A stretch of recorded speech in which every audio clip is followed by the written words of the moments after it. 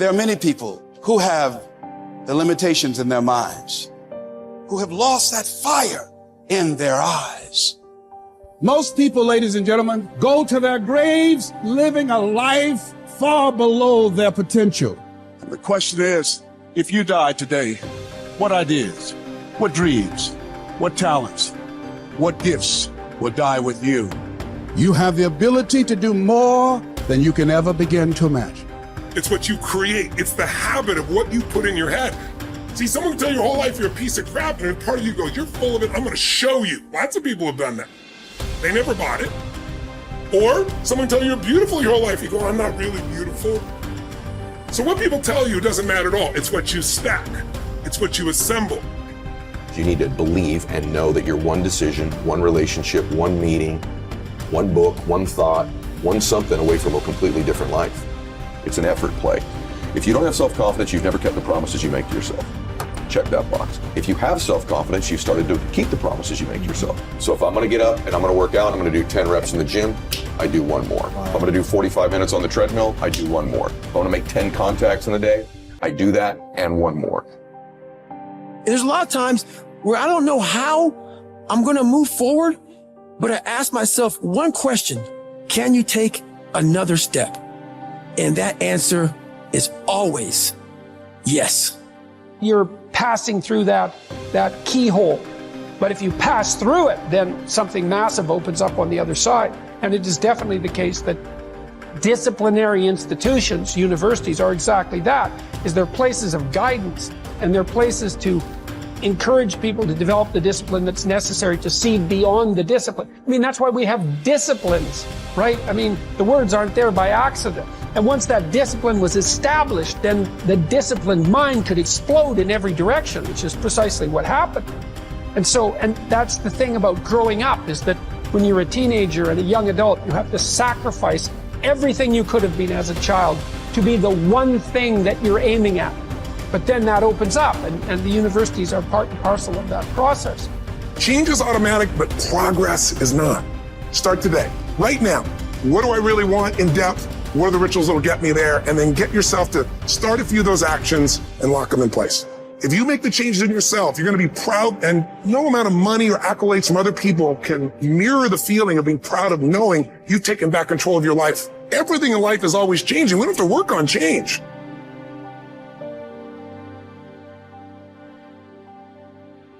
The major key to the good life. Every day in 1,000 different ways, we are trying to improve ourselves by learning how to do things. We spend a lifetime gathering knowledge in classrooms, in textbooks, in experiences. Now, if knowledge is power, if knowledge is the forerunner to success, then why do we fall short of our objectives? Why, in spite of all our knowledge and in spite of our collective experiences, do we find ourselves aimlessly wandering, settling for a life of existence rather than a life of substance? There may be many answers to this question. Your answers may be different than your associates or your spouses or your friends. The fundamental answer is the absence of discipline. Applying all that we know. Discipline. Self-discipline. We might add one more word here: consistent. Consistent self-discipline. It doesn't really matter how smart you are or how much you know if you don't use it. And once you're disciplined, like you're like a sharpened sword, man, like a well-tempered blade, and then you can go out there and operate in the world.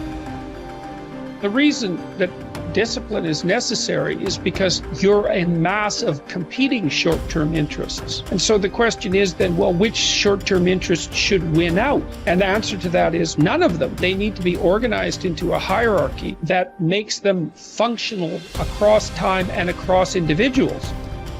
Get it really simple, things you do right now to change your life. You can go to experience it that day, and then you get momentum.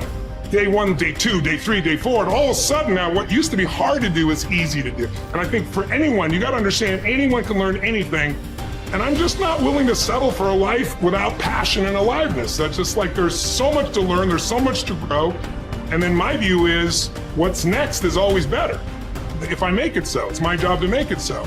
And I think that's how we have to navigate. But most of us have been conditioned not to take a risk. And once you peel the crust, peel that crust away and see who you really are, you open your mind to a whole nother world. So I've opened my mind up to a whole nother world that most people can't even fathom because they haven't dug deep. So people think I'm crazy because I found a whole nother way of living. I think they're crazy for never even trying to get to the other side of whatever's in front of them.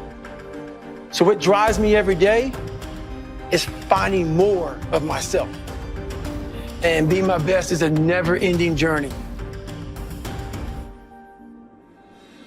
It is said that the master swordsman Nakayama Hakudo would practice drawing his sword some 2,000 times a day.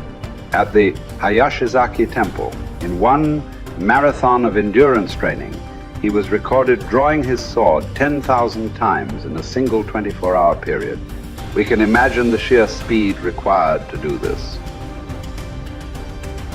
And also the deliberateness to do so many reps in so little time.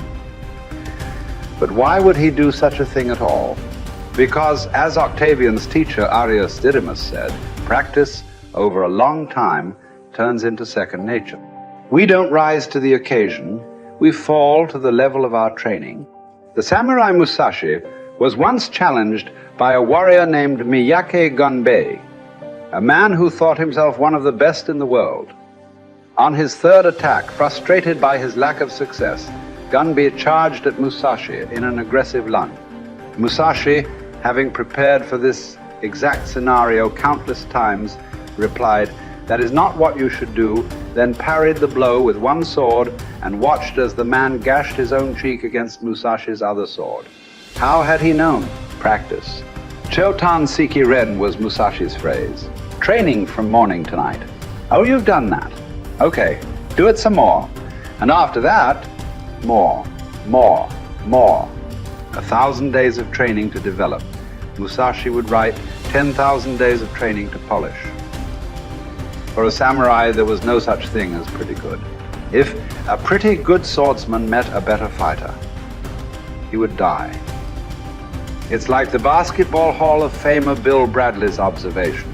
When you are not practicing, refining, working, somewhere someone else is, and when you meet them, they will beat you or kill you. Gunbei was lucky enough to learn this lesson and live to tell about it. In fact, after Musashi treated the man's wound, Gunbei accepted that he was outmatched and became Musashi's student, training and practicing under him until he was no longer prone to the mistakes that come from such rashness. Look, this is not a drill. There is no greatness without practice.